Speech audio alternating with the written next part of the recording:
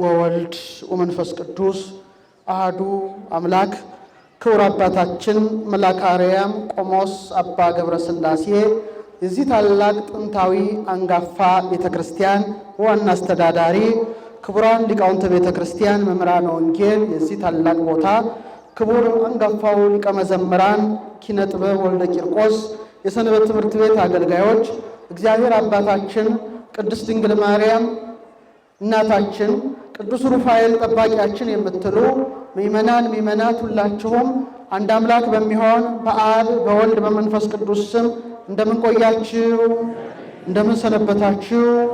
እንደምን ዋላችሁ?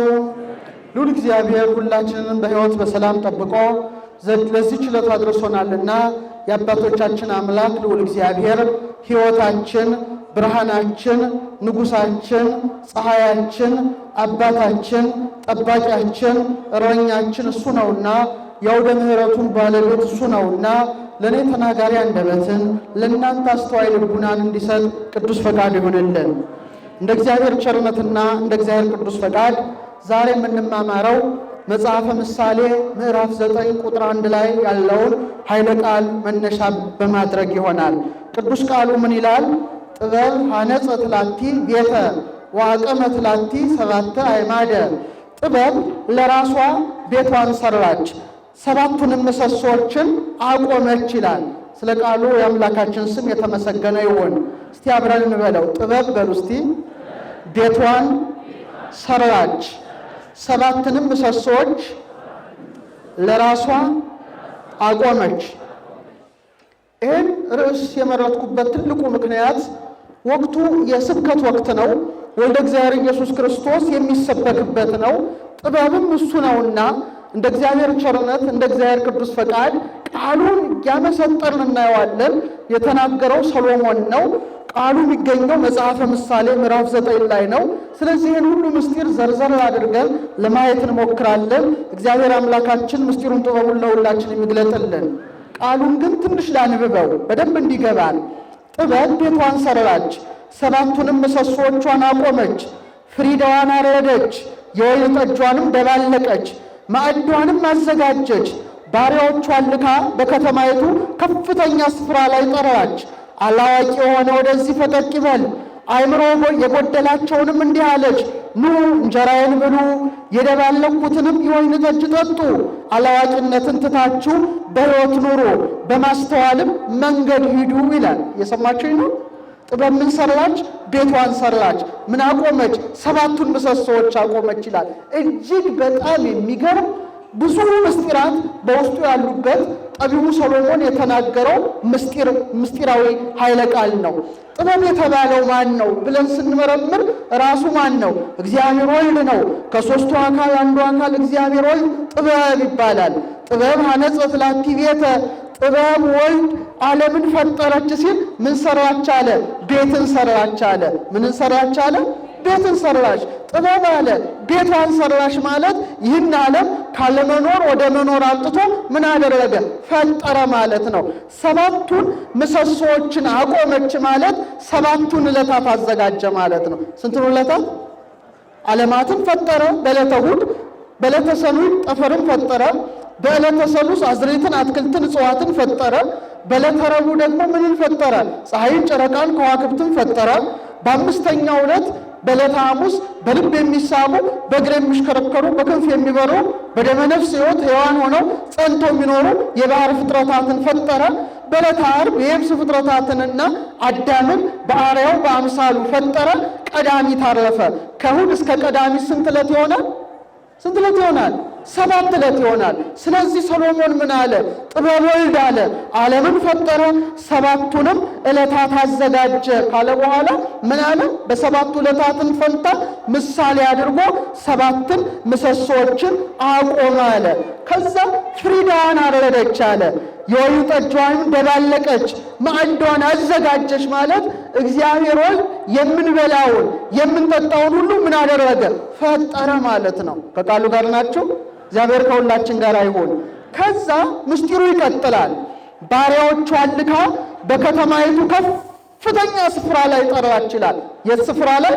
ከፍተኛ ስፍራ ላይ ባሪያዎቿን ምን አለች? አሰማራች።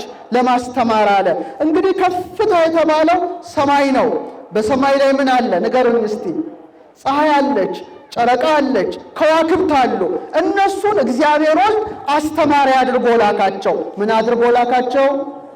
ልክ ሰባኪ ወንጌል አድርጎ ልክ እንደ ወንጌል መምህር አደረጋቸው።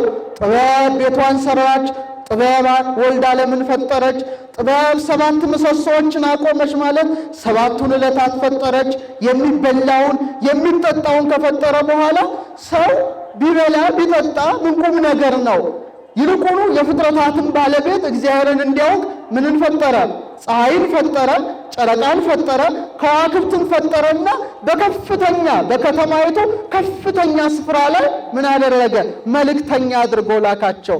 ስለዚህ ፀሐይ መምህር ነው፣ ጨረቃ መምህርት ናት፣ ከዋክብት ሁሉ መምህራን ናቸው። ከቃሉ ጋር ናቸው።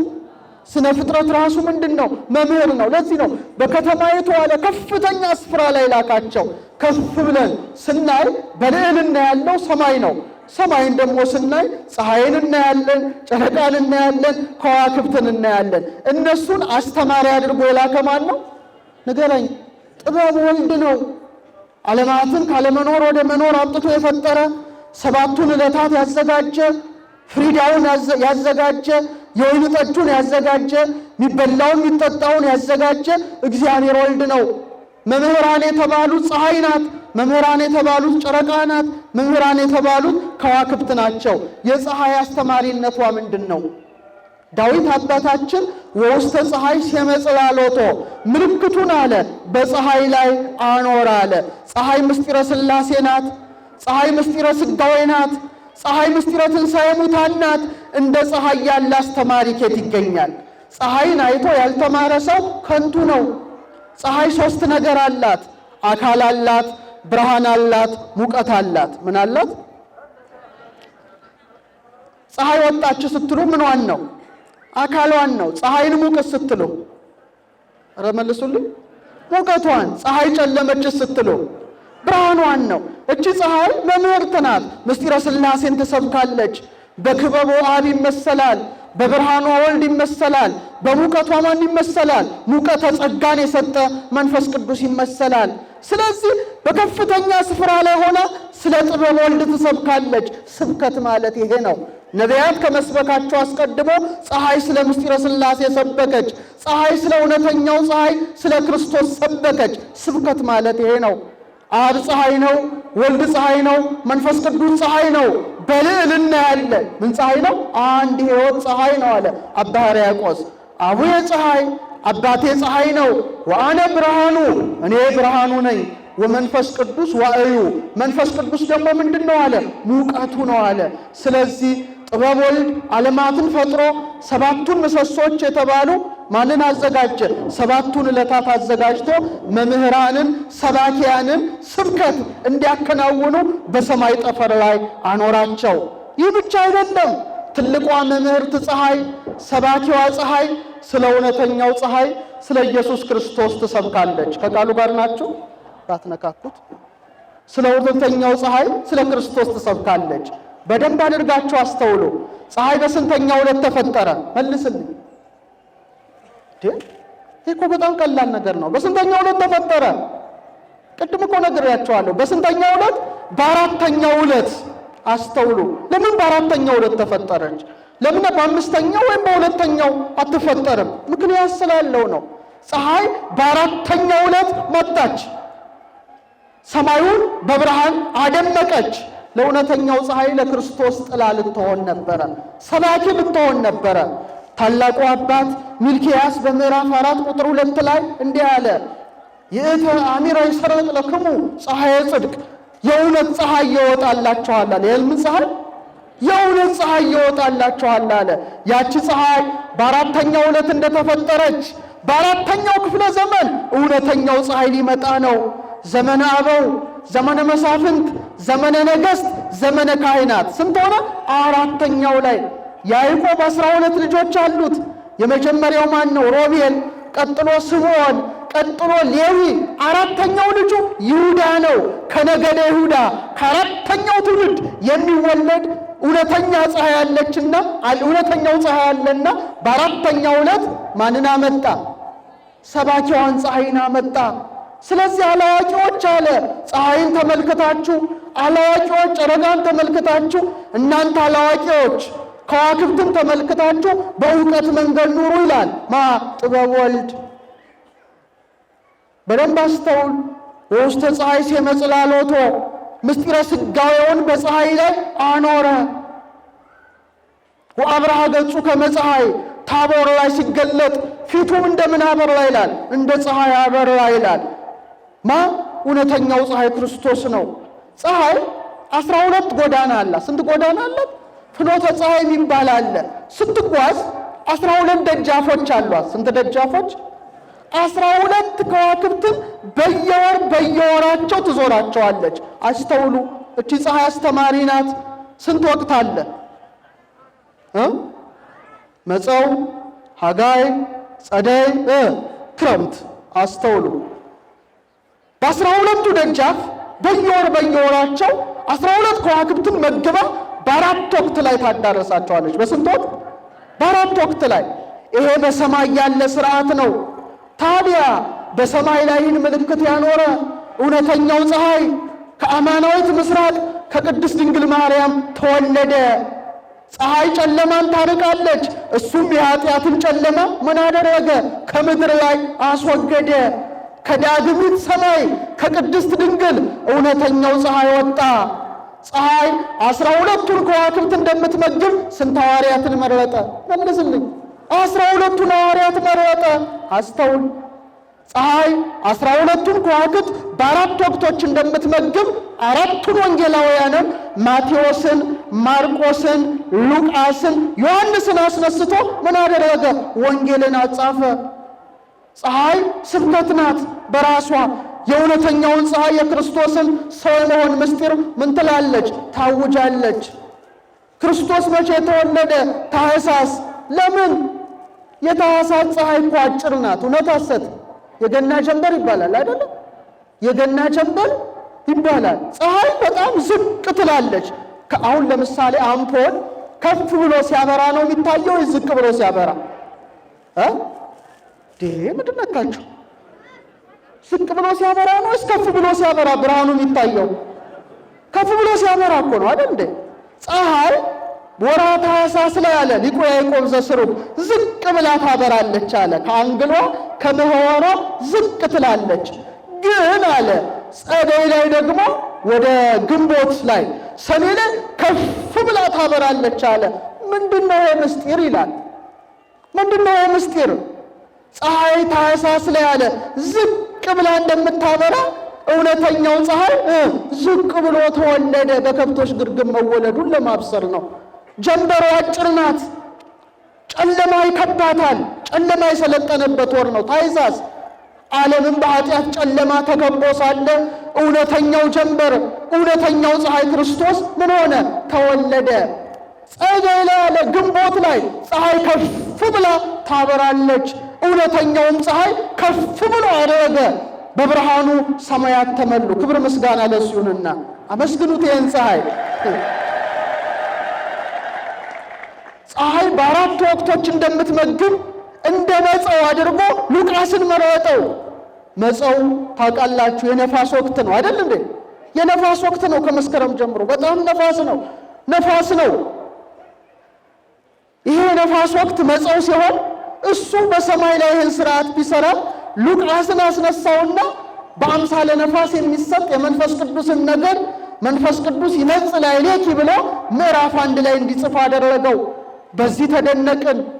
ቀጥሎ እንደ በጋ እንደ ሐጋይ ማንን አስነሳ? ዮሐንስን አስነሳ። የበጋ ወቅት ደረቅ ወቅት ነው። እሱም ወንጌሉን በምን ጀመረ? ቀዳሚሁ ቃል ውእቱ። በታውት በመጀመሪያ ማን ነው የሚነካካው? በመጀመሪያ ቃል ነበረ በማለት ደረቅ የሆነ ቃልን አጻፈ። ከቃሉ ጋር ናችሁ? በዚህ አልበቃውም። በዚህ ስንደነቅ ማቴዎስን በአምሳለ ጸደይ ያስነሳዋል።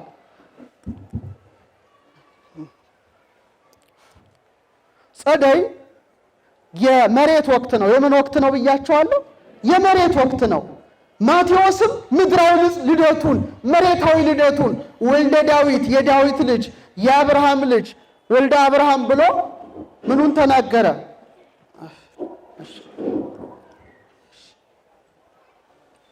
ምኑን ተናገረ? ምድራዊ ልደቱን ተናገረ። ቀጥሎ ልክ እንደ ክረምት አድርጎ ማንን መረጠ? ማርቆስን መረጠ። ክረምት እንደምታውቁት ውሃ በዝቶ ይፈሳል፣ ምንጮች ይመነጫሉ፣ ዝናብ ከሰማይ ይወርዳል።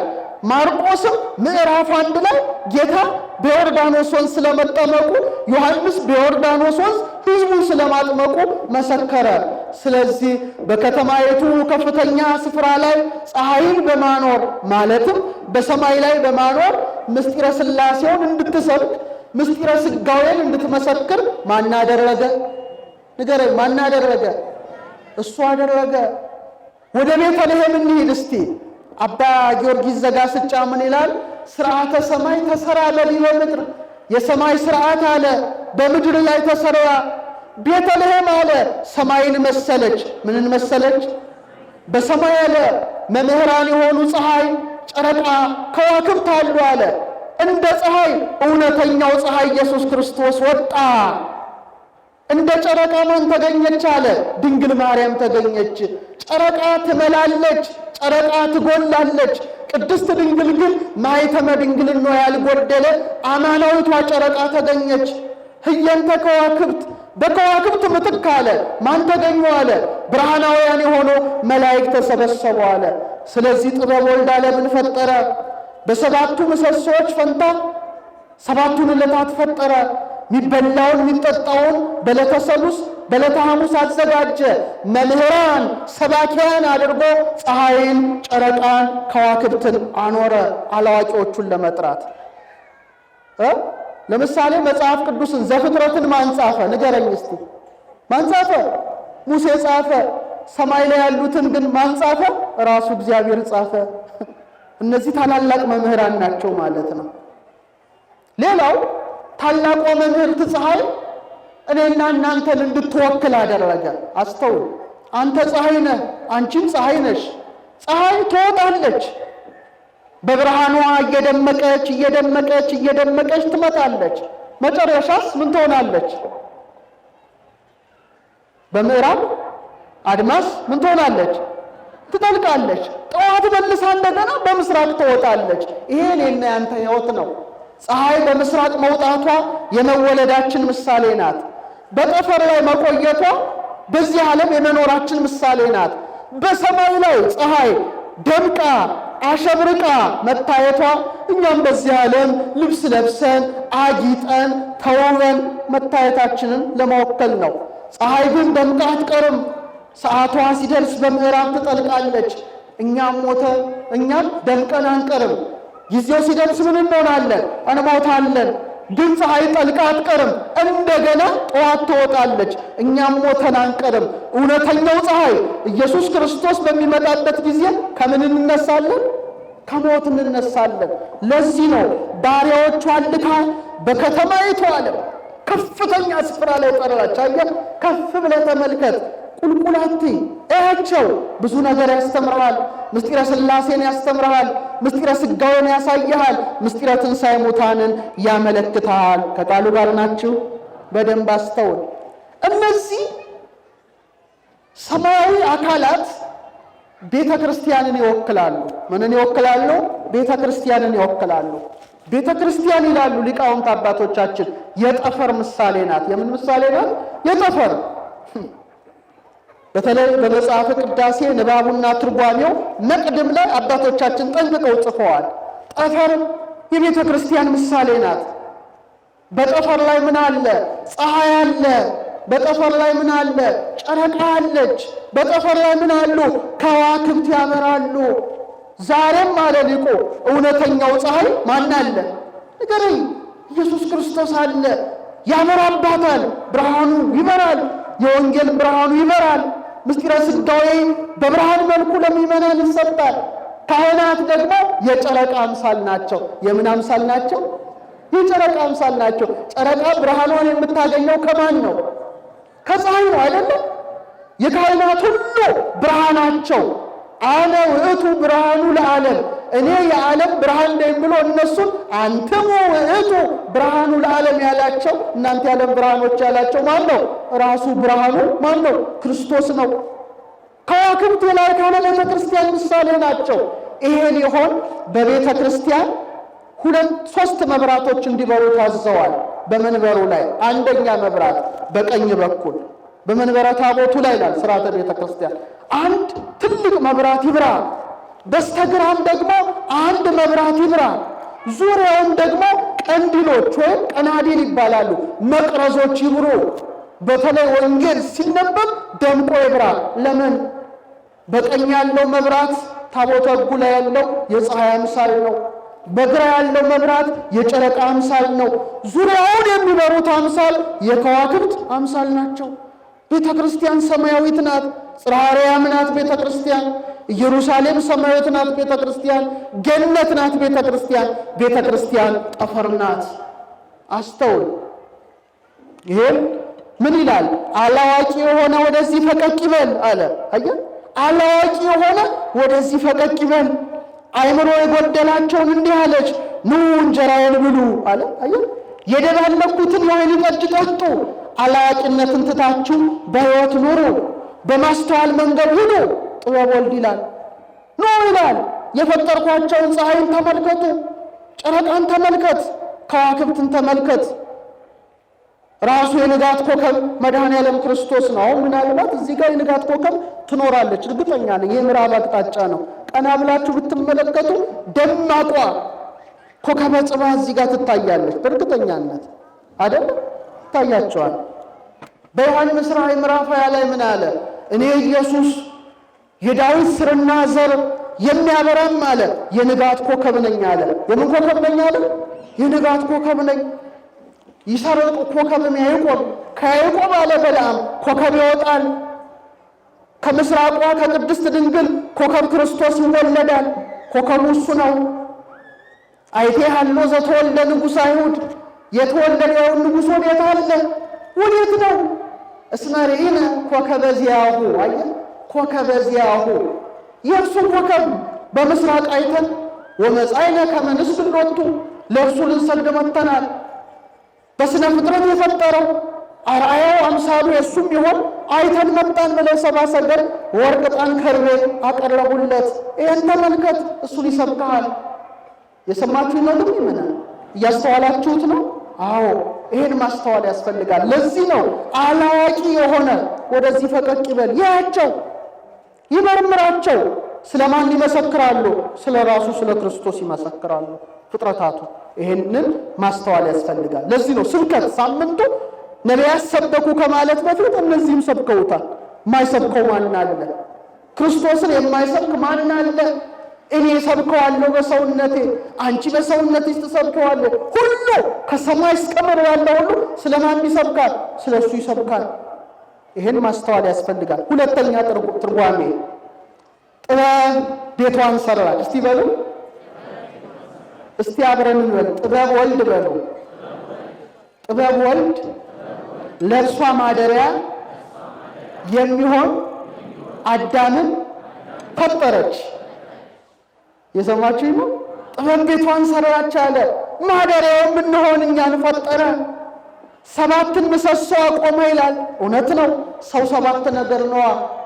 እኔ ሰባት ነገር ነኝ። ሰባት ነገር ካላሟላው ሰው አይደለሁም። እናንተም እንደዛው። እሳት ነኝ፣ ውሃ ነኝ 2፣ ነፋስ ነኝ ስንት? መሬት ነኝ፣ ልብ ነኝ፣ ቃል ነኝ፣ እስትንፋስ ነኝ 7። ሰባቱን ምሰሶች አቆመች። አዳምን ከ4ቱ ባህርያተ ሥጋ ከ3ቱ ባህርያተ ነፍስ ፈጠረች። ማ? ጥበብ ወልድ፣ አካላዊ ቃል ክርስቶስ፣ ስግው ቃል ክርስቶስ። አስተውል። አሁን አንድ ነገር ልጠይቃችሁ እስቲ። ሆስፒታል ስትሄዱ ለምሳሌ ቆይ ከዛ በፊት ግን 7 ነገሬን እስቲ ላምጣው፣ እናንተም ሞክሩ። እስትንፋሴ ነው። ገላዬ ሞቃል፣ ምንነቴ ነው? ኧረ ተናገሩ። እሳትነቴ ነው። ላቤ ይፈሳል፣ ደሜ ይፈሳል፣ ምኔ ነው? ውሃነቴ ነው። አጥንቱ፣ ጅማቱ፣ ጠጉሩ፣ ጥፍሩ የመሬት አካል ነው። ስንት? 4። ስጋው ሰው የሚያመው 4ቱ ባህርያተ ሥጋው ሲወዛገቡ ነው ልበል። ሰው የሚታመመው የሰማችሁ ነው።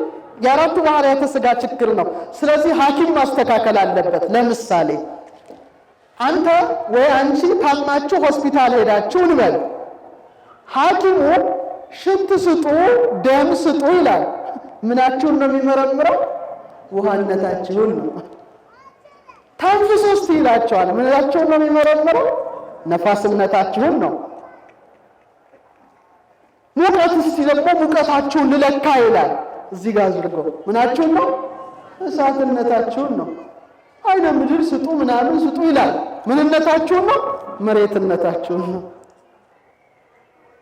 ስለዚህ ስጋዊ ዶክተር 4ቱ ባህርያት ሲታመም ለዛ መድኃኒት የሚሆን ከ4ቱ ንጥረ ነገር ቀምሞ መርምሮ በሽታን አውቆ ምን ይሰጣል? መድኃኒት ይሰጣል። ግን ነፍስን ማከም አይችልም። ልብን፣ ቃልን፣ እስትንፋስን ማከም አይችልም። ልብ ቃልን ይወልዳል። ልብ እስትንፋስን ያወጣል። ረቂቅ ነገር ነው። ስለዚህ የነፍስ መድኃኒት ቃለ እግዚአብሔር ብቻ ነው። ስጋው ደሙ ብቻ ነው። ሐኪም ሊፈውሱ አይችልም። ለምሳሌ ደራሲ በልብ ውስጥ ያለውን ምስጢር አውጥቶ አውርዶ ወረቀት አዘጋጅቶ በጽሑፍ መልኩ ይጽፈዋል። ያ መጽሐፍ ታትሞ ወጣ። ምን ተባለ? ልብ ወለድ። እስቲ በሉ ምን ወለድ? ልብ ምንን ወለደ ማለት ነው? ቃልን ወለደ ማለት ነው። ከቤተ ክርስቲያን የተገኘ ቃል ነው ልብ ወለደ የሚለው። ልብ እስትንፋስን አወጣ። ስለዚህ ልብ አለኝ፣ ቃል አለኝ፣ እስትንፋስ አለኝ። 4 ሲደመር 3 ስንት ነው? 7። ጥበብ ወልድ እኛ ላይ ለማደር እኛን ፈጥሯል። 7ቱን ባህርያት ምን አድርጎናል? ሰጥቶናል ማለት ነው። እድሜያችን ራሱ እኮ ተከፋፍሏል። ከ1 ዓመታችሁ እስከ 20 ዓመታችሁ ነፋስ ናችሁ። በቃ ፈጣኖች ነን። ከ20 እስከ 40 ደግሞ ምንድን ነን? እሳት በቃ ፋይሬጅ የሚባለው። ከ40 ዓመት እስከ 60 ዓመት ምንድን ነን? ውሃንን እየቀዘቀዝን እንመጣለን። ከ60 በኋላ መሬት ነን እስከ 80። በቃ የሰው ልጅ ዕድሜ 70 ነው፣ ከፍ ካለ 80 ነው። ስለዚህ 4ቱን ባህርያተ ሥጋ 3ቱን ባህርያተ ነፍስ ማን ፈጠረ? ምን ሊሆንበት? ሊያድርበት። ታዲያ አንተ ራስህ ሰብተኸዋል እኮ። ልብህ አብን ሰብኮታል፣ ቃልህ ወልድን ሰብኮታል፣ እስትንፋሰ መንፈስ ቅዱስን ሰብኮታል። ከመልደተ ቃል ወጽአተ እስትንፋስ ልብ ከማሁ ልደቱ ለወልድ ወጽአቱ ለመንፈስ ቅዱስ ማር ርቱ ሃይማኖት ምን ይላል? ከልብ ቃል እንደሚወለድ ከልብ እስትንፋስ እንደሚወጣ የወልድም ከአብ መወለድ የመንፈስ ቅዱስም ከአብ መስረጽ እንደዛው ነው አለ። እግዚአብሔር በአርአያው በአምሳሉ ፈጥሮናል። ስለዚህ አንተ ራስህ ስለማን ትሰብካለህ? በሞት ንገረኝ። ስለ እግዚአብሔር ትሰብካለህ። ስብከት ይሄ ነው። ምን ብሎ ያታድሳት? ራሳችን ራሱ ሰባኪ ነን። ስለማ ንገረኝ። ስለማ? ስለ እግዚአብሔር። ለዚህ ነው አባቶቻችን 4ቱን ባህርያተ ሥጋ ለመወከል ቀመረ ፊደልን ሲቀምሩ እስቲ እንቁጠራ። እናንተ 1 2 3 በሉ። ሀ ተናገር። ሀ ለ ሐመሮሃ መስንተኛ ላይ ናት። ምድር ማለት 4ቱ ባህርያተ ሥጋ ነው። እሳት፣ ውሃ፣ ነፋስ፣ መሬት ነው። ስለዚህ የመከራ ስንት ላይ ነው? 4ኛ ላይ ነው። ስንት ሰማያት አሉ? 7። ሀ 1 ለ 2 ሐመሮሃ 3 መ 4 ሰ 5 ረ 6 ሰ ስንት? ስንቱን ሰማያት ለመወከል ሰባቱን ሰማያት ለመወከል። ሰው ማለት በግዕዝ ሰብ ነው፣ በአማርኛ ሰው ነው። ሰው ማለት ሰባት ነገር ነው። ስለዚህ የሰው ተራ ስንት ላይ ነው? ሰባት። ሳምንት እንላለን። ስንት ዕለታት ናቸው? ስለዚህ በሰ ስለሚጀምር አሁን የሰው ተራ ስንት ነው? ኧረ መልሱ። ሰባት ነጋባል እንጂ እንዴ ይሄ ነው እንጂ ፊደላችን ሁሉ ምስጢር ነው። አላዋቂዎችን ወደ ጥበብ የሚጠራ ምስጢር ነው። ሀ ግዕዝ አብን ይወክላል። ሁ ከዕብ ወልድን ይወክላል። ሂሳልስ መንፈስ ቅዱስን ይወክላል። ሦስቱ ፊደላት ምስጢረ ሥላሴ ናቸው። ሐራብ ምስጢረ ሥጋዌን ይወክላል። ህሳድስ ምስጢረ ጥምቀትን ሀሁሂ ሐራብ ምስጢረ ሥጋዌን ሄ ሐምስ ምስጢረ ጥምቀትን ህሳድስ አንድ አፍንጫ ያለው ካለ ተደፍኗል ማለት ነው። አንዱ ሁለት ዓይን ሁለት ጆሮ ስንት? አራት።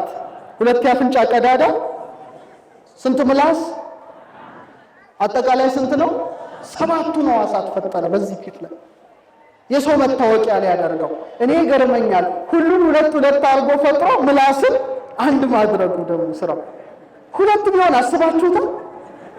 በእኛ ወሬ መውደድ አንዱ በዚህ ጋር ይወጣል፣ አንዱ በባጅራት ይወጣል፣ እንዲህ እያለ በዚህም በዚህ አቤት የሚያቃጥለው። እንኳን አንዱ ሆኖ ተፈጥሮ ራሱ ከባድ ነው እኮ በቃ ራሱን መግራት የቻለ የለም ይላል ያዕቆብ። ከገሃነም ይልቅ ይከፋል ይላል። ከምን ይልቅ? ገሃነም ያቃጥለው ኃጥኡን ብቻ ነው። ምላስ ግን ጻድቁንም ኃጥኡንም ያቃጥላል በሐሜት። እግዚአብሔር ይጠብቀን። ግን እንደው የሚገርመኝ የእግዚአብሔር ስራ ዓይን ሳነሳ አንድ ነገር ልጨምርላችሁ። ስንት ዓይኖች አሉ? እውነትም ሁለት ነው። ሌላውን መች ተጠቀምንበት? 8 ዓይኖች አሉ። 8 ዓይኖች አሉ። ይህም በአግባቡ ማየት አቅቶት እየተጨናበሰ ነው ነገር ሌላው ሊሰራ ቀርቶ። ጥበብ ወልድ በአርአያው በአምሳሉ እኛን ስለፈጠረን ዳዊት ምን አለ? ግሩምና ድንቅ አድርገህ ፈጥረኸኛልና ምን እልሃለሁ? አመሰግንሃለሁ። አሁን ዓይኖቻችንን እንቁጠር፣ ሕዋሳተ ውስጥ እንግባ። ለምን አፍአ ብቻ? ጥበብ ወልድ እኛን ፈጥሮናል በአርአያው በአምሳሉ። ድንቅ ነው ስራው። እኛም ሰባኪያን ነን፣ ስብከት ነን በራሳችን። ወብነ አዕይንት ክልኤቲ ውሳጣውያት ህየንተ አዕይንት ሥጋውያት አሐቲ ዓይነ ነፍስ ወአሐቲ ዓይነ ህሊና። በሚታዩት ሁለት ዓይኖች ሌላ ደግሞ ውሳጣዊ ዓይኖችን እግዚአብሔር ፈጠረልን። አንዷ የነፍስ ዓይን፣ አንዷ የህሊና ዓይን ናት። ስንት ሆነ? 2 ሲደመር 2 4። ሌላ ሁለት ዓይኖች አሉን። አዕይንተ አእምሮ እስቲ በሉ። የአእምሮ ዓይኖች እዚህ ጋርና እዚህ ጋር አንድ ዓይን አይደለም፣ ሁለት ነው። ያሬድ ይላል አቤቱ አለ ሀበነ እግዚኦ አዕይንተ አእምሮ፣ የአእምሮ ዓይኖችን ስጠን አለ። እዚህ ጋርና እዚህ ጋር አለ ግዙፍ ዓይን። መች ተጠቀምንበት? ስንት? 6። ሁለት ይቀረናል። አዕይንተ አልባብ፣ የልቡና ዓይኖች። የልቡና ምኖች? ካህኑ ዲያቆኑ ሲባርከው ወያምር አዕይንተ አልባቢከ፣ የልቡናህን ዓይኖች አብራልህ ይለዋል። ዓይን አላለም፣ ዓይኖች። የሰማችሁ ነው። ምኖች? ስንት ማለት ነው? እግዚኦ እግዚአብሔር ስራው ድንቅ። 6ቱ ለምን ይጠቅመዋል? ከተጠቀምክበት ማለት ነው። ይሄ ዓይኔ፣ ይሄ ዓይንሽ፣ ይሄ ዓይንህ ግዙፍ ነገር ያው ዛፍ ይታየኛል፣ ይሄ ይታየኛል፣ ግንቡ ይታየኛል ወዘተርፈ። እነዚህ ሁለት ዓይኖች የሚያገለግሉ ግዙፍ ነገር ለማየትን ብቻ ነው። እነዚህ ዓይኖች ግን የሚያገለግሉ ረቂቁን ነገር ለማየት ነው። ምኑን ለማየት? ቅዱስ ሩፋኤልን ለማየት ነው። በዚህ ዓይን አታየው። ረቂቃን ነገሮችን ለማየት እነዚያን ዓይኖች እግዚአብሔር ያብራልን። በእውነት ድፍን ያሉ ናቸው። አሁንማ ድፍን ያሉ ናቸው። በመጽሐፍ ቅዱስ ላይ በኦሪት ዘኍልቍ ምዕራፍ 22 ቁጥር 31 ላይ አህያዋ ከሰው ተሽላ መልአኩን አየችው። ከበለዓም ተሽላ ይደበድባታል፣ ይደበድባታል። መልአኩ ሰይፉን መዞ ቆሟል። የሰማችሁ ነው ኦርቶዶክሳዊ። አንደበት ሰጣት። በኋላ መጽሐፍ ቅዱስ ምን ይላል? እግዚአብሔር የበለዓምን ዓይኖች ከፈተ ይላል። ምኖች ከፈተ? አይኖች እኮ እነዚህ ድሮም ያሉ እኮ ውስጣዊ አይኑ እንዲበራ አደረገ። የእግዚአብሔር መልአክ በመንገድ ላይ ቆሞ የተመዘዘ ሰይፍ በእጁ ይዞ አየ ይላል። አያችሁ፣ እነዚህ አይኖች ሲበሩልህ እንደ እስጢፋኖስ ምስጢረ ሥላሴን ማየት ትችላለህ። ቀና ብሎ ወሪሁ ወልድን ዘይነብር በየማናቡ ወልድ በአባቱ ቀኝ ተቀምጦ ተመለከትኩ አለ። ሌላው እኮ አያዩም እኮ ወጋሪዎቹ አያዩ። ተደፍኗል። ቅዱሳን ሲመጡ መላእክት ሲወጡ ሲወርዱ ሊያዩ ይችላሉ። እዚህ ጋር የተደረደሩትን መላእክት ያሉ፣ እኛ ግን ማየት አንችልም። አልበረራም። በጣም የሚደንቀው ሁለተኛ ነገሥት 6:17 ነው። ኤልሳ በቅቶ ኢየሩሳሌም ተቀምጦ ሶርያ የሚመከረውን ምክር በአይኑ ማየት ይችላል። ለእስራኤል ንጉሥ ይነግረዋል። የሶርያ ንጉሥ የመከረው ምክር ይፈርሳል። ማን ነው እኔ የመከርኩትን ምክር የሚያወጣብኝ? ኧረ አንድ ነቢይ አለ፣ ኤልሳ ይባላል፣ በሉ ያዙት ብሎ ጦር ሰራዊት ወደ ኤልሳ ሰደደ። ደቀ መዝሙሩ የጦሩን ብዛት አይቶ ምን አለ? ደነገጠ። አይዞ እነሱ ጋር ካሉት እኛ ጋር ያሉት ይበልጣሉ ካለ በኋላ መጽሐፍ ቅዱስ እንዲህ ይላል፣ ኤልሳዕም ይላል ቃል በቃል አቤቱ ያይ ዘንድ አይኖቹን እባክህ ግለጥ ብሎ ጸለየ። አይኖቹ ምን ይበሉ ዘንድ? አይኑ እኮ አለ፣ ውስጣዊ አይኑ ይበራ ዘንድ ብሎ ጸለየ ማለት ነው። እግዚአብሔርም ይላል የብላቴናውን አይኖች ገለጠ። ተሸፍኗል። የኛው አናይ ተሸፍኗል። እየሰማችሁ ነው። የብላቴናውን አይኖች ገለጠ። አየም፣ እነሆ በኤልሳ ዙሪያ ያሉት የእሳት ፈረሶች፣ ሰረገላዎች ተራራውን መልተውት ነበር። መላእክት ሊቃነ መላእክት ሰይፋቸው መዘው በአፍራሰ እሳት ዙሪያውን ከበውት ነበረ። አይናቸውን አሳወረ ማለት ነው። እየሰማችሁ ነው። ስለዚህ እነዚህ አይኖቻችን እግዚአብሔር ይክፈትልን። በእውነት ማየት ከቻል ሩፋኤልን እናየዋለን። ቅዱሳን ብሄሞትን አዩ፣ ሊዋታንን አዩ ሲባል እኮ በዛ አይን መሰለ እንዳይም ያን እነዛን የሚያህሉ ግዙፋን ፍጥረታት እንዴት እቺ አይን ልታይ ትችላለች? ወርድ ቁመት እቺ በአይነ ነፍስ ነው የሚታዩት። በምን ነፍስ ነው? ስለዚህ የእግዚአብሔር ማደሪያዎች ነን። አንተ ራሳችሁን ወቁ፣ ራሳችሁን አክብሩ። እንደው ተውት እስቲ አንድ ነገር ልጨምር። ኧረ ስንት ልብ አለ? ኧረ መልሱልኝ። በስላሴ የስሜት ሕዋሳት አሁን ለዚህ እኮ ነው ሰባቱን ምሰሶዎች አቆመች አለው። ልብ ውስጥ ላይ አይን አለ፣ ጆሮ አለ፣ ጀርባ አለ፣ ፊት አለ፣ ኧረ ምን የሌለ አለ፣ ጉልበት አለ፣ እጆች አሉ። ልንገራችሁ ትፈልጋላችሁ? ትጠቀሙበታላችሁ? እሺ ክሳደ ልቡና በሉ እስቲ። አንገት አለው ልብ። የኔ ስጋ አንገት ይኸው ዝቅ ይላል። ክሳደ ልቡናም ለእግዚአብሔር ዝቅ ይላል። የውስጥ ከተጠቀምክበት ታላቁ ሊቅ ቅዱስ ዮሐንስ አፈወርቅ በቅዳሴው ላይ በተለይ በሀዳፌ ነፍሱ ላይ ምን ይላል? በቅድሳት ምስጋና ፊት አለ ወንዶችና ሴቶች አገልጋዮች የነፍሳቸውን የስጋቸውን የመንፈሳቸውን አንገት ዝቅ ዝቅ አደረጉ። የምናቸውን? የስጋቸውን፣ የነፍሳቸውን፣ የመንፈሳቸውን አንገት ዝቅ ዝቅ አደረጉ። ጆሮውን አለ ወደ ልመናቸው አዘንብል ይላል። እግዚአብሔር ልመናችን ይስማ። እኛ እዚህ ስላይበቃን እንዲህ እንላለን። ቅዱሳን ግን ማጎንበስ ሳይፈልጉ አብራከል ክሳደ ልቡናቸው ለእግዚአብሔር ክብር እንደዚህ ዝቅ ይላል። የሰማችሁ ነው። ብቃቱ ይለያያል ማለት ነው። ሌላ ጆሮ አለ። ይሄ አጽሙ አይዛኒክሙ ነው ያለው። አደንቁሩት። ጆሮ አለ። አይዛነ ልቡና በሉ እስቲ። የልቡና በሉ ጆሮዎች። ይሄ ጆሮ ከተከፈተልህ ረቂቁን የመላእክትን ምስጋና እንደ ያሬድ መስማት ትችላለህ። ሁለተኛ ቆሮንቶስ መልእክት ምዕራፍ 12 ላይ ጳውሎስ እንዲህ ይላል።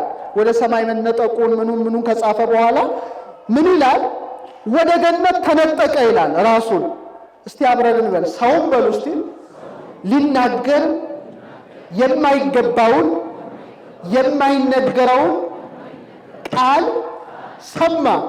አየህ፣ ሰማ። ጳውሎስ ምን ሰማ? የመላእክትን ምስጋና በነፍስ ጆሮ።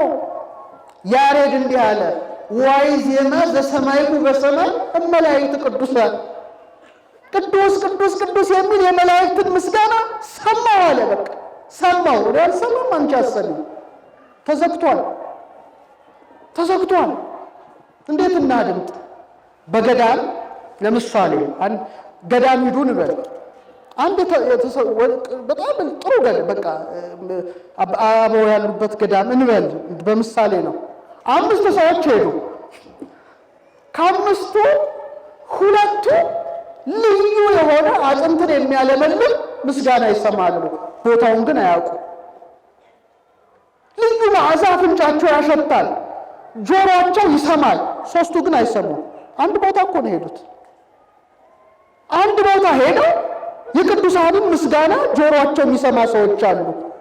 አየህ፣ ያ የውስጥ ጆሮ ምን ሆኗል ማለት ነው? ተከፍቷል ነው።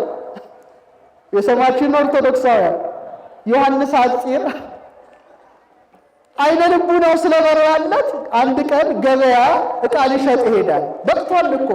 በተለይ ገዳም ደግሞ ታውቃላችሁ፣ ሰሌን እየሰሩ እየታቱ ይሸጣሉና አንድ ገዢ መጣ።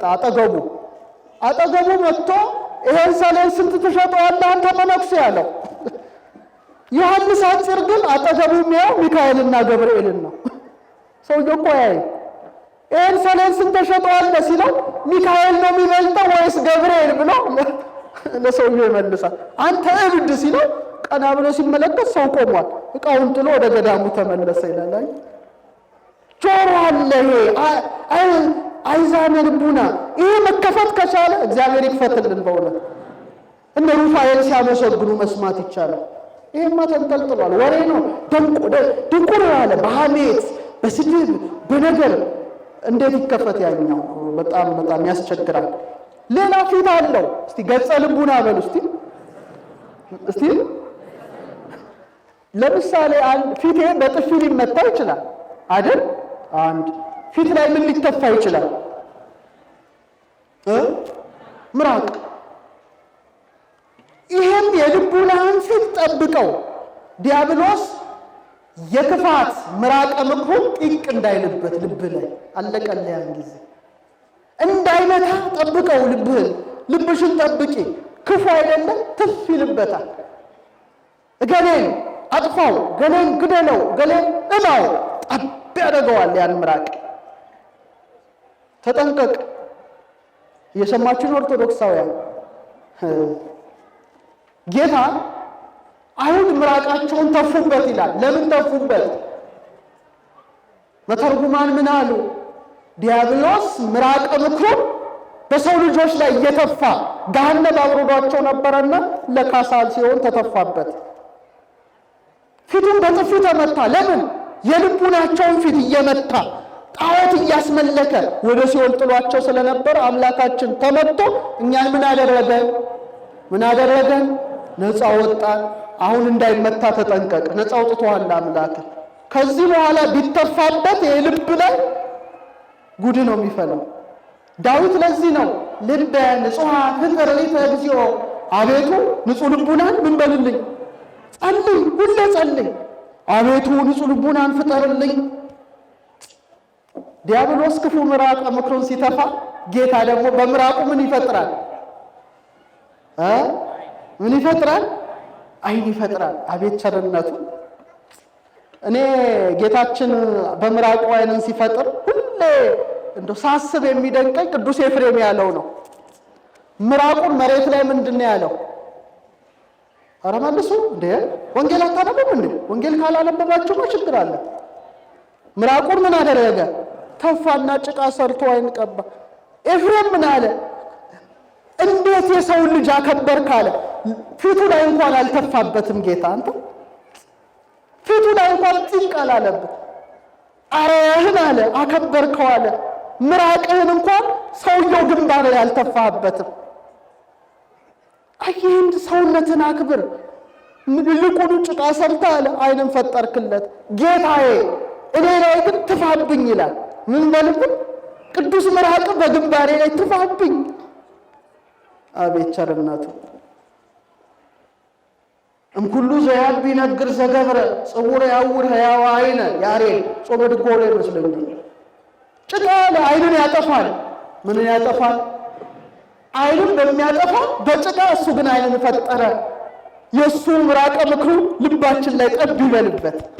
እየሰማችሁ ነው? ጠብ ይበልበት የልባችን ፊት ላይ አምላካችን የክርስቶስ ፊት አለው ማለት ነው። ሌላ በጣም የሚገርመው እጅ አለው። እስቲ የልቡና በሉ እስቲ እጆች አይዳው ልቡናው።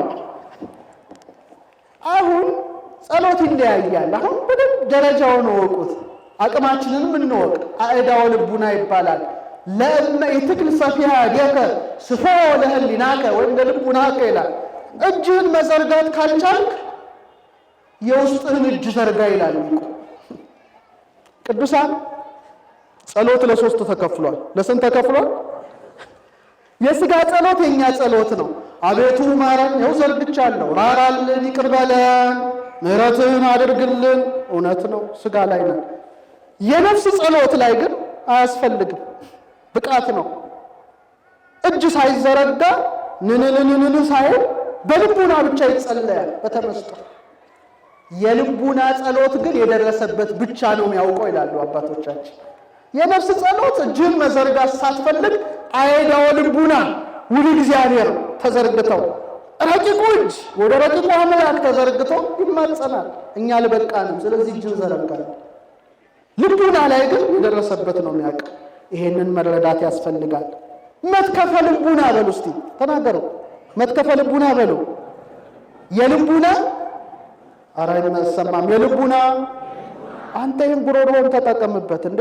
ይህም መተንፈስ አቅቶት እኮ ስንት ኦክሲጅን የተገጠመለት ሰው አለ። እግዚአብሔርን ቃልማ እንዳሰስት የልቡና በሉ። ጫንቃ መትከፈ ልቡና አለው። ሰው በጫንቃው ኩንታል ጤፍ ሊሸከም ይችላል። ምስጢርን መሸከም የሚችል ረቂቅ ጀርባ እግዚአብሔር በልቡናችን ላይ ያኖረዋል። ጥበብ ወልድ ሰውን ፈጠረ ማለት ይሄ ነው። በአርአያው በአምሳሉ ፈጠረ። 7 ሕዋሳትን ብቻ ሳይሆን እነዚህን ሁሉ አሳደረ። ማደሪያው ላይ ያደርጋል። ወገበ ልቡና በሉ እስቲ። ወገብ አለ፣ ወገብ አለ። ሴት ወገቧን በምን ትታጠቃለች? በሻሽ በመቀነት። ወንድ ልጅ ደግሞ በቀበቶ። ወገበ ልቡና በእምነት የሚጸና ነው። እመቤታችን ወገበ ልቡናዋ ይላል ሊቁ ይኩነኒ በከመ ትቤለኒ በሚል ቃል የጸና ትባላለች። አይ ወገበ ልቡናችን ያጽናልን። አብራከ ልቡና አለ ምንንበረከክበት። እግዚአብሔር መንፈስ ነው አለ። የሚሰግዱለት በእውነትና በመንፈስ ሊሰግዱለት ይገባል። እኛ ስላልበቃን ነው እንዲህ። አብራከ ልቡና ይሰግዳል። ረቂቁ ልቡና የቅዱሳን ማለት ነው። ዘባነ ልቡና አለ፣ የልቡና ጀርባ። ይህን ማወቅ የኛ ድርሻ ነው። ከዚህ በኋላ ምን አለ? ፍሪዳዋን አረደች። እስቲ በሉ ፍሪዳዋን በሉ እስቲ። አረደች፣ የወይን ጠጇንም ደባለቀች፣ ማዕዷንም አዘጋጀች። ደስ ሲል ምን ማለቱ ነው? ጥባ አይምሮ እርድ ያለው አይምሮን ነው። የወይን ጠጅ ያለው አይምሮን ነው። ማዕድ ያለው አይምሮን ነው። ማዕድ አይምሮ፣ ወይን አይምሮ፣ እርድ አይምሮ ሰጠን። አቤት የእግዚአብሔር ስራው ድንቅ ነው። ጥበብ ወልድ አቤቱ በሉ እስቲ ግሩምና ድንቅ አድርገህ ፈጥረኸኛልና አመሰግንሃለሁ። እርድ የተባለው ወይን ጠጅ የተባለው ማዕድ የተባለው እግዚአብሔር የሰጠን አይምሮ ነው። ዛሬ መጠቀም አልቻልንም። ሰውስ ክቡር ሲሆን አላወቀም አለ ዳዊት። ልብ እንደሌላቸው አይምሮ እንደሌላቸው እንደ እንስሳት ሆነ። ስለ አይምሮ ትንሽ ልንገራቸው። ምክንያቱም ፍሪዳው አይምሮ ነው፣ ወይን ጠጁ አይምሮ ነው፣ ማዕዱ አይምሮ ነው። አይምሮ ጠባይ በሉ እስቲ፣ አይምሮ መንፈሳዊ። ሁለቱን ልንገራችሁ። ይሄ አንጎልህ፣ ይሄ አንጎላችን እየሰማችሁኝ ነው? ይሄ አንጎላችን ከባድ አቅም አለው። 10 ኳንቲሊየን ክዋኔዎችን በሴኮንድ ማቀላጠፍ ይችላል። ሳይንስ የደረሰበት ነው። ከባድ ነው አይደል? ስንት ይህን እግዚአብሔር ሰጥቶ እንዴት አትጠቀምበት? እንደውም የሚገርመው ከ12 እስከ 25 ዋት የኤሌክትሪክ ኃይል ማመንጨት ይችላል። ይሄ ጭንቅላት ሳይንስ የደረሰበት ማብራት ይችላል። አነስተኛ አምፖል ለማብራት በጣም በቂ ነው ማለት ነው። እንኳን አምፖል ሊያበራው ግን እንኳን የሚያበራው ንቁ የሆነ አይምሮ ነው። ምን አይምሮ ነው አለ ሳይንስ? ንቁ አይምሮ ነው ለማብራት የሚችለው። ስለዚህ እርድ አይምሮን፣ ወይን አይምሮን፣ ማዕድ አይምሮን ማን አዘጋጀ? ጥበብ ወልድ አዘጋጀ፣ አኖረ። ተው በአይምሮ ስንደነቅ አይምሮ መንፈሳዊ ደግሞ አለ። ሰብኮንሽስ ማይንድ ይሉታል ፈረንጆቹ። አይምሮ መንፈሳዊ ይላል ሊቁ ደግሞ ረቂቅ፣ ስንቱን ማወቅ የሚችል ወሶበ ይሄሊ ዘንተ አለ አባ ሕርያቆስ። ይህን ባሰብኩት ጊዜ ልቡናዬ በነፋስ ትከሻ ተጭኖ ምስራቁን ምዕራቡን ዳርቻዎችን ሁሉ ሊበረር ይወዳል። በግራ ልቡ ነው ማለት ነው። ይገሰግሳል። የሰማይ ርዝመቱን የአብርቱን ውቅያኖሱን ጥልቅነቱን ያውቅ ይወዳል። በአራቱ ማዕዘን ይባክናል። ይሄ ነው። እግዚአብሔር ደግሞ ይህን ብቻ አላደረገንም። ምን ሰጠን? ልብ። እስቲ በሉ። ሌላ ምን ሰጠን? ኩላሊት። እስቲ በሉ። ይፈትን ልበ ወኩልያተ። እግዚአብሔር አለ አይምሮን ብቻ አይደለም ልቡናን ይመረምራል። ኩላሊት ያጤሰውን ያውቃል። ከኩላሊት ምክር ይጤሳል። ጤሰ ደው ይደጭሳል። ልቡና ኩላሊት ያጤሰውን ልቡና ያመላለሰውን ናላ ያወረሰውን ይላሉ አባቶቻችን። ሚዛን ናቸው። ለምን? በእግዚአብሔር አርአያ ተፈጥረሃል። ውስጥ ያለ ኃይል ነው። ውስጥ ያለ ኃይል ነው። የሳይንስ ሰዎች አንድ በጣም የሚያስደንቅ ታሪክ ልንገራችሁ። እጅግ ይገርማቸዋል። ልቡና ማሰብ አይችልም አንጎል ነው ብለው ለዘመናት ሲቃዡ ኖረው ነበረ። መቼም ሳይንስ ሁሉ እውነት አይደለም። አሁን በጣም በቅርብ በ1990ዎቹ ምን ተነገረ? ምን ታገለጠ? የልብ ውሳጣዊ ክፍል ውስጥ 40,000 ሴሎች ተገኙ። ስንት ሺህ? ይሄማ ቢሊየን ነው። 40,000 ሴሎች እንደ አይምሮ ማሰብ፣ ማመላለስ፣ መወሰን፣ መበየን የሚችሉ ልቦች ተገኙ፣ ሴሎች ተገኙ። እየሰማችሁ ነው? ይሄን የሰራልን ማን ነው? ልብን የሚመረምር ማን ነው? ኩላሊት ውስጥ ደግሞ በሚሊዮን የሚቆጠሩ ሴሎች አሉ። ይሄ ሁሉ እንድታስብ ነው። ለዚህ ነው ማዕዷን አዘጋጀች አለ። ልብ ነው። ወይን ጠጇን ደባለቀች አለ። አይምሮ ነው። እርዷን አረደች አለ። ኩላሊት ነው። ሁሉንም የእውቀት መጋዘን አድርጎ የሰራልን ማን ነው? ጥበብ ወልድ ነው። ጥበብ ወልድ ነው። በፈረንጅ ሀገር ሰዎች ልባቸው ሲታመም የልብ ንቅለ ተከላ የሚባል ነገር አለ። ለምሳሌ አንድ ሰው ሲሞት ልቡ ይቀመጣል። ተናዞ ስለሚሞት አብዛኛው ልቤን ለሌላ ሰው ለሌላ በሽተኛ አድርጉልኝ ብሎ ይሞታል። ልብ ይቀመጣል። ከዛ በኋላ ሰው ሲታመም የሰው ልብ ይቀጠልለታል። ሌላ ማለት ነው አይደል? ይህን ታውቃላችሁ። ብዙ በአመት ቢያንስ 5000 ሰው ልቡ ይነቀላል፣ ይተከላል፣ ይነቀላል፣ ይተከላል። በፈረንጅ ሀገር በባህር ማዶ በሰለጠነው ዓለም አንዲት ሴት የአንዲት ህፃን የ8 ዓመት ህፃን ናት እና ልቧ ከጥቅም ውጭ ሆነ። በኋላ ሐኪሞቹ ቀዶ ጥገና ያደርጉና የ10 ዓመት ህፃን ልብ የሞተች ህፃን ማለት ነው ልቧ የተቀመጠ ፍሪጅ ውስጥ እንዳይበላሽ የተደረገ የእሷን ልብ ይቀጥሉላታል። ቀዶ ጥገናው በተሳካ ሁኔታ ነው የተፈጸመው። የስንት ዓመት ህፃን አልኳቸው? የስንት ዓመት ህፃን ልብ ነው የተደረገላት? የ10 ዓመት። ቀዶ ጥገናው በተሳካ ሁኔታ ተከናወነ። እቺ ሴት እቺ ህፃን ድና ወደ ቤቷ ገባች። ልክ ወደ ቤቷ እንደገባች ሌሊቱን ሁሉ ቅዠት መቃዠት ጀመረች። ያ ቅዠት የሚቆም ቅዠት አይደለም። ዛሬም ነገም ተነገ ወዲያም አይቆምም። አስፈሪ ቅዠት ነው የምታየው።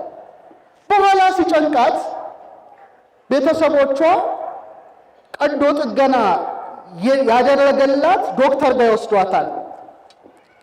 ዶክተሩ ምን አለ? እኔ ልብሽን ቀየርኩኝ፣ በተሳካ ሁኔታ ጤንነትሽ ተጠብቋል። ይሄ ቅዠት እኔ ማውቀው ነገር የለም፣ ግን ከኔ የተሻለ ደግሞ ሁሉም የራሱ ዘርፍ አለውና የስነ አእምሮ ሐኪም ጋር ልውሰድሽ ይላትና ይወስዳታል። እስቲ ቅዠቱን ንገሪኝ ይላታል። ትነግረዋለች። አሁን ስትነግረው አንዳንድ እኮ ጠቢብ አይጠፋም። ተራ ቅዠት እንዳልሆነ አወቀ። ቅዠት ሳይሆን ትውስታ ነበረ። ምን ነበረ? እስቲ በሉት። ትውስታ። ልክ ይህን እንደሰማ አሃ አለና ፎረንሲክ አርቲስት ጠራ። ፎረንሲክ አርቲስት ማለት ምን መሰላችሁ? ይሄ ነገር እንትኑ ጎማ ፎረንሲክ አርቲስት የሚባል ነገር አለ። እየሰማችሁኝ ነው? ፎረንሲክ አርቲስት ማለት ይሄ ነገር ሾክ ያደርጋል። እንትኑ ስለምከነ ፎረንሲክ አርቲስት የሚባል ነገር አለ። እየሰማችሁ ነው? ፎረንሲክ አርቲስት ማለት አንድ ወንጀለኛ ወንጀል ሲሰራ ወንጀለኛውን እናንተ አይታችሁታል እንበል፣ ግን ፎቶ አላነሳችሁትም። የሰማችሁ ነው? ከዛ ለዛ ለሰዓሊ ትነግሩታላችሁ። መልኩ ምን ይመስላል? ጥቁር ነው፣ ረጅም ነው፣ ይስለዋል። ከዛ በኋላ ፎቶውን ለእናንተ ያሳያቸዋል። እርሱ በኢማጂኔሽን በሐሳብ ስሎ ማለት ነው። ልክ እንደሱ ያለ ሰው ያመጣና በይንገሬው አላት። ህልሟን መስማት ትፈልጋላችሁ? ህልሟ የሚጀምረው ጫካ ውስጥ ነው። ያስፈራል። ጨለማ ነው፣ ድቅድቅ ያለ ጨለማ ነው። አስፈሪ ቦታ ላይ ነው እና አንድ ታላቅ ግዙፍ ሰው ወደዛች ሕፃን ይመጣል። ትሮጣለች፣ ያባረራታል። ትሮጣለች፣ ያባረራታል። መጨረሻ ላይ ትወድቃለች። ልክ እንደወደቀች ይሄ ግዙፍ ሰው ይመጣና አካላዊ ጥቃት ያደርስባታል። ያችን ሕፃን አድርሶ የሆኑ ቃላት ይናገራትና ይገላታል። ይሄን ነው ሁሌ የምታየው። ይሄን ስትነግረው ይስላል። ፊቱ ምን ይመስላል? ይሄን ይመስላል፣ ይስላል። የተናገረሽ ቃል ምንድን ነው? በህልሟ እኮ ነው ያየችው። በህልሟ ያየችው ይሄን ነው ያስቀምጣል። መጨረሻ ላይ እሷ ከተናገረችው ተመስርተው አንድ ሰው ተጠርጣሪ ይዛሉ። ከቁመቱ ከምኑ መጨረሻ ላይ አጥብቀው ሲመረምሩት ለካ የ10 ዓመቷን ሕፃን የገደለው ሰው ነበር። አያችሁ? እቺ እንግዲህ በቀዶ ጥገና የ10 ዓመቷ ልብ ተቀይሮላት ነበር። አያችሁ? የሷ የወንጀለኛው ትውስቷ ምን ውስጥ ነበር? ልቦ ውስጥ። አያችሁ? ያቺ ያገኘችው ማለት ነው። ይፈትን ልብ እግዚአብሔር ልቡናን ይመረምራል ማለት ይሄ ነው። ልባቸው ንጹሐን የሆኑ ንጹሐን ናቸው ማለት ያውታልና እግዚአብሔር ይሄን ጠብቀው። ሰሎሞን ምን አለ? የሕይወት ምንጭ ልብ ነው፣ አጥብቀህ ጠብቅ። አጥብቆ መጠበቅ የኛ ስራ ነው። ከቃሉ ጋር ናችሁ? ከዚህ ውስጥ የሚወጣ እውቀት ሕገ ልቡና እስቲ በሉ እግዚአብሔር። አንዳንድ ሰው ለዚህ እኮ ነው ጥበብ ወልድ አለ አላዋቂዎችን ይጠራል። ሲጠራ ግን ወልድ ክርስቶስ በልቡ ነው የሚጠራው። እግዚአብሔር በመምህራን ያስተምራል። ምን ችግር አለ? በስነ ፍጥረት ያስተምራል፣ በትክክል በመጻሕፍት ያስተምራል። አዎ ያስተምራል። ከነዚህ በበለጠ መልኩ በልቡና ያስተምራል። በምን እና አንዳንድ እኮ የወረቀት ሕግ አያስፈልጋቸውም ነበር። ይሄ እኮ የሰው ልጅ የውድቀት አንዱ ያመጣብን ጣጣ ነው። እውቀት በብራና በወረቀት በድንጋይ ይሄ እኮ የሰው ልጅ አለ ሊቁ ለዚህ አልተፈጠረም። ሲወድቅ ማገዣ እንደው እንትን እንዲልበት እግዚአብሔር ሕገ ልቡና ትልቁን ሕግ ልቡና። አዳምና ሔዋን ግን ያሳዝናሉ። እውነት ትልቅ ነገር እግዚአብሔር ሰጥቷቸው ይህን ዛፍ ብትበሉ አምላክ ትሆናላችሁ አለ።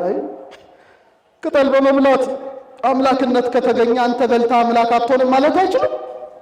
ንገረኝ፣ አይችሉም ወይ? ቅጠል አምላክነት ሲያሰጥ ወደቁ። አቤል ግን ንጹሕ ጠቦት ሰዋ። በምን? በልቡና ሕግ ተመርቶ እንደ ጽጌረዳ አበባ ይሉታል ሊቃውንት መተርጉማን። እንደ አበባ እንቡጥ ውስጥ ሳለ ይታያል። ጽጌረዳ አበባ በቅጠሉ ተሸፍኖ ወይም በእንቡጡ ተሸፍኖ ሳለ ይታያል። ሲፈካስ እንውጡ ሲፈለቀቅስ ይታያል። ይሄም እውቀት ይሄ ነው፣ እዚህ ውስጥ ነው። ለዚህ ነው የወይን ጠጇን ደባለቀች አለ። እዚህ ውስጥ ነው ድብልቁ፣ አበባ ነው። አቤል እግዚአብሔር ንጹሕ አምላክ ነው፣ ንጹሕ ነገር ቢያቀርቡለት ይወዳል ብሎ ዓመት የሆነውን ጠቦት ሰዋ። አባቱ አስተማረው? አላስተማረው። በድሎ አዳዳል። መጻሕፍት አስተማሩ? አልተጻፈም። መምህራን ነበሩ? አልነበሩ። እግዚአብሔር ንጹሕ አምላክ ነው ማለትም ከልቡ ነው አንቅቶ ተናገራሉ ሊቃውንት። ጽጌያት ካይጹቃቸው እንዲፈነዱ እግዚአብሔር ንጹሕ ነው ማለትም ከልቡ ነው አመንጭቶ ተናገረ። ምንም መጻሕፍት ባይኖሩ ልንገረ መምህራን እንኳን መርምረ እግዚአብሔርን ካላመንከው ይፈረድብሃል። አስተማሪ ያስፈልጋል። መምህራን የሉም፣ መጻሕፍት የሉም። የራስ ጉዳይ። እግዚአብሔር ጥበብ ወልድ ተራቆብሃል ከራስ ፀጉሩ እስከ እግር ጥፍር። ይሄን ማወቅ ያስፈልጋል። በመጨረሻም ይሄን ነግሬያችሁ ላብቃ። ጥበብ ወልድ በሉ እስቲ። አይሰማም? ጥበብ ወልድ ቤተ ክርስቲያንን ሰራች፣ ሰባቱንም ማዕርጋት ወሰነች። በቃ ጥበብ ቤቷን ሰራች። ይኸው የእሱ ማደሪያ ናትች፣ የማንም አይደለችም፣ የእግዚአብሔር ቤት። ጥበብ ወልድ ቤተ ክርስቲያንን ሰራች። ሰባት ምሰሶዎችን እንደማቆም አንደኛ ሊቀ ጳጳስ፣ ሁለተኛ ጳጳስ፣ ሶስተኛ ኤጲስቆጶስ፣ አራተኛ ቄስ፣ አምስተኛ ዲያቆን፣ ስድስተኛ ንፍቅ ዲያቆን፣ ሰባተኛ አናጉንስጢስ አንባቢያንን ምን አደረገች? ሾመች። ቤቱ የማን ነው? የወልድ ነው። የእግዚአብሔር ወልድ ቤት ነው። በውስጡም አለ ሰባት ምሰሶዎች አሉ። ስንት ምሰሶዎች አሉ? እስቲ አንድ ነገር ላንብብላችሁ። እስቲ አብረን እንበለው። በኤፌሶን በሉ እስቲ። ወዳለው ቤተ ክርስቲያን መልአክ እንዲህ ብለህ ጻፍ። አይሰማ? እንዲህ ብለህ ጻፍ። በቀኝ እጁ ሰባቱን ከዋክብት የያዘው በሰባቱም የወርቅ መቅረዞች መካከል የሚሄደው እንዲህ አለ። ሰባቱን ከዋክብት መንፈሳውያን ከዋክብትን ሰራች። ሰባቱ ከዋክብት የሚባሉት ምስራቅ ይሄ ነው፣ ምዕራብ ይሄ ነው። እኔ ምንም ያው ስነ ፈለኩስ ስላለው ላሳያችሁ እችላለሁ። ወደዚህ አካባቢ ናቸው ሊሆኑ የሚችሉት። በገጠር ስድስቱ ይሏቸዋል። እዚህ አካባቢ ናቸው። ሰው አካባቢ እዚህ ጋር ናቸው፣ ግን ሰባት ናቸው። ሰባቱን ከዋክብት የያዘው በቀኝ እጁ አለ። በቀኝ አቅጣጫ እዚህ ጋር ነው የምታዩት። ከዛ በዚህ ጋር ታዩታላችሁ። እዚህ አካባቢ ነው የሚኖረው። እንግዲህ ያው ማሳየት አልችልም ዛፍ ስለሆነ እንጂ ሁሌ የሚመጡ ቤት የሚያዩ አሉ። በሰማዩ በጣም የሚገርም ነው። እሱ ውስጥ አንገባ። እነዚህ ሰባቱ ከዋክብት ይታያቸዋል። ሰማይ ላይ ፍግ ብለዋል። በኋላ ከመርሃ ግብሩ በኋላ ምናልባት በአይኔ የሚታይ ከሆነ አሳያቸዋለሁ። በአይኔ የሚታይ ነው፣ ብዙ መሳሪያ ያስፈልገው። ልክ በእነሱ ፈንታ ስንት ሰው ይቀድሳል? ስንት ካህናት ይቀድሳሉ? ሰባት ሆነው ይቀድሳሉ። 5 ከጊዜ በኋላ የመጣ ነው። ጥንት 12 ሆነው ይቀድሳሉ። በ12ቱ ከዋክብት አምሳል ይላል ስርዓተ ቅዳሴያችን። ኦኬ፣ በ12ቱ ከዋክብት አምሳል 12 ሆነው ቅዳሴ ይቀድሳሉ። እነዚያ ስጋዊ ምግብና ይመግባሉ። እነዚህ መንፈሳውያን ከዋክብት ካህናት መንፈሳዊ ምግብ ይመግባሉ። እነዚህ ሰባቱ ከዋክብት ሰባቱ ምሰሶች የተባሉት ሰባቱ ከዋክብት ስጋዊ ምግብና ይመግባሉ።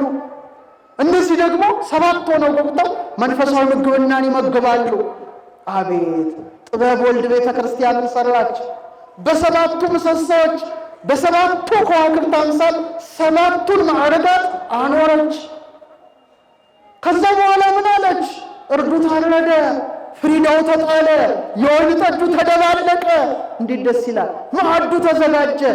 በሰባቱ ልዑካን አድራ ስጋዋን አዘጋጀች፣ ደሟን አዘጋጀች። ማዕድ መንፈሳዊ ተዘጋጀ። በቃ አይምሮ የጎደለው ና ብላ ስጋዬን አለች። ጥበብ ወልድ ነው። ና ደሜን ተጎንጭ አለች። ግን አስተዋይ ሰው ይሄን ማዕድ ፍሪዳውን ሲበላው አቤት ይሄን አማናዊ የወይን ጠጅ ሲጎነጨው፣ ሞኞቹ ግን እስካሁን ፍሪዳውን አልቀመሱትም። ወደ መቃብር ይወርዳሉ ሳይበሉት፣ ባላዋቂነት ይጓዛሉ። አስተዋዮች ግን የተሰዋውን ሥጋ ይበላሉ፣ ደሙን ይጠጣሉ። ማዕዱ ተዘጋጅቷል። ሰነፎች ስንፍናቸውን ትተው እየተቀበሉ ነው። ግማሾቹ ግን በስንፍና አሁንም አንቀላፍተዋል። ስንቶቻችሁ ቆርባችኋል?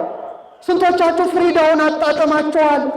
ስንቶቻችሁ በሰባቱ ማዕርጋተ ክህነት የተዘጋጀውን የጥበብ ወልድ ደሙን ተጎንጭታችሁታል። ደሙ በጉሮሮአችሁ ወርዶ ይሆን? ሥጋው በሥጋችሁ ተዋህዶ ይሆን? ማዕዱን ተሳትፋችሁ አላውቅም። ግን አላዋቂዎችን ሁሌ ይጠራል ጥበብ ወልድ በቤቱ ውስጥ አድሮ። ስንፍናን ተዉ ይላል ወልድ። ማዕዴን ብሉ፣ ደሜን ጠጡ። የታረደው የተወራረደው በጎ ወልደ እግዚአብሔር እኔን አለ ብሉኝ ይላል። ማን ነው ይሄን የሚለው? ኧረ መልሱልኝ። ማን ነው የሚለው? እግዚአብሔር ወልድ ነው። በመጨረሻም በ5 ደቂቃ ይሄን ነገር አበቃለሁ። ለዚህ ነው በሰባቱ ከዋክብት አምሳል ፊደላችን ከሀ እስከ ሆ ሆኗል። ከምን እስከ ምን? ከሀ እስከ ሆ። ፊደላችን ልዩ ነው። አቤት የኢትዮጵያ ፊደል ቅዱስ ፊደል እኮ ነው። ቅዱስ ምስጢሩ የተለየ ስንቱ አውቆታል? ጥቂት ሰው ብቻ። ጥበብ ወልድ ቤተ ክርስቲያንን ሰራ። ማዕዱ ሰው እንዲቋደስለት ደሙን እንዲጠጣለት 7 ነገሮችን አከናወነ። 7 መጻሕፍት ይነበባሉ በቤተ ክርስቲያን። ስንት መጻሕፍት? 4 ወንጌላት ስንት ናቸው?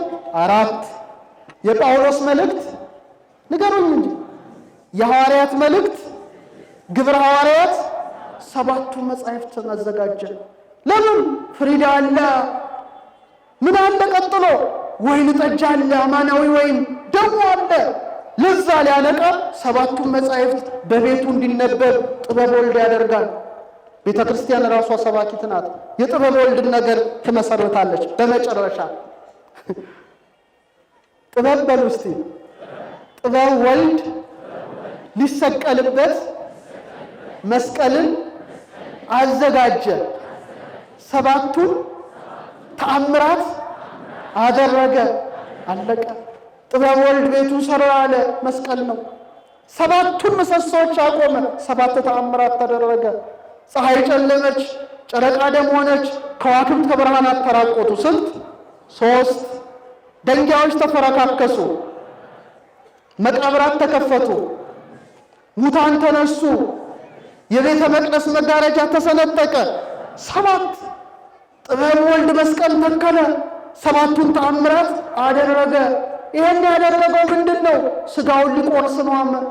ምን ላይ? መስቀል ላይ። ምኑን ሊያፈስ ነው? ደሙን ሊያፈስ ነው። በቃ ፍሪዳው ተዘጋጀ መስቀል ላይ። ብሉኝ ያለ አምላክ። እንዴት አይነት አምላክ ነው ያለ! ብሉኝ እስቲ በሉ። አቤት ብሉኝ። አንድ እረኛ አለ ዮሐንስ አፈወርቅ። ይህን በ2 ደቂቃ ልንገርና እንፈጽም። እረኛ በሉ እስቲ። እሺ ቆይ በጎች አሉን በል። በጎችን የሚጠብቀው ማን ነው? ለምን ይጠብቃል?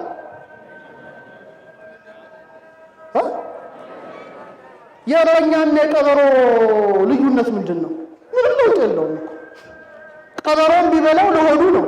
እረኛስ ቢጠብቀው ምን ሊሆን ነው? በኋላ አያርደውም እንዴ? አይበላው? እንደውም ቀበሮ አንዴ ነው ዋጥ ዋጥ የሚያደርገው። ይሄ ግን በዝልዝል በሉት፣ በጥብስ በሉት፣ በቅቅል በሉት፣ አሳሩን አብልተን ነው በጉን የምንበላው። ልብሱን ደግሞ ሸልተን ልብስ እናደርገዋለን። የሰማችሁ ነው? ኦርቶዶክስ ዮሐንስ አፈወርቅ ምን አለ? በጎች እረኛ አለ በጉን ቢጠብቅ ሊበላው ነው፣ አስብቶ ቢያወፍረው ሊበላው ነው። ኢየሱስ ክርስቶስ ግን አለ እስቲ ኢየሱስ ክርስቶስ ግን በሉ እስቲ ኢየሱስ ክርስቶስ ግን በጎቹ የበሉት እረኛ ነው። ምኖቹ የበሉት? እኛ የበላነው እረኛ ነው። በጎቹ በሉ ደሙን የጠጡት እረኛ ነው። በጎቹ ምእመናን የለበሱት እረኛ ነው። የምእመናን ልብሳቸው ክርስቶስ ነው። ሥጋውን በላን፣ ደሙን ጠጣን። ስለዚህ ጥበብ ወልድ መስቀልን ተከለ። 7ቱን ተአምራት አድርጎ ፍሪዳው ተዘጋጀ። የወይን ጠጁ ተዘጋጀ፣ ማዕዱ ተዘጋጀ። አላዋቂ እንግዲህ ይምጣ፣ ምን ችግር አለ? ይምጣ፣ ፍሪዳውን ይብላው፣ ወይን ጠጁን ይጎንጨው፣ ከማዕዱ ይሳተፍ ብሎ ወልድ በእውነት በስነ ፍጥረት ላይ ስለራሱ ገለጸ። በምን ላይ? ስለዚህ ስብከት በሉ እስቲ። በቃ አለቀ። ስብከት ነቢያት ሰበኩት። አዎ ሰብከውታል። ብሉይ ምኑ ይነገራል። ስለ ፍጥረት ራሱ ሰብኮታል። ጥበብ ወልድ ስለራሱ ገልጿል። ስለዚህ ይሄ ሳምንት የስብከት ሳምንት ነው። እንግዲህ ከዛ በኋላ አማናዊ ብርሃንነቱን እሑድ እናስባለን። እውነተኛው ብርሃን መጣ። በዚህ ደስ ሲለን እውነተኛው እረኛ መጣ። አቤት ስንል በቤተልሔም ያን ብርሃን ያን እረኛ ያን መድኃኒት ተወልዶ ታገኛላችሁ። ለብርሃነ ልደቱ ሁላችን በሰላም በጤና ያደርሰን። ያስተማረን አምላክ ጥበብ ወልድ ክብር ምስጋና ለስሙ ይሁን። ወስብሐት ለእግዚአብሔር።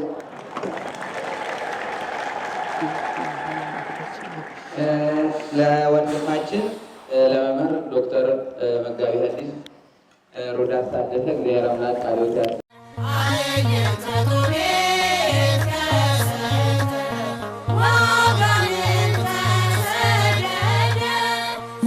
That's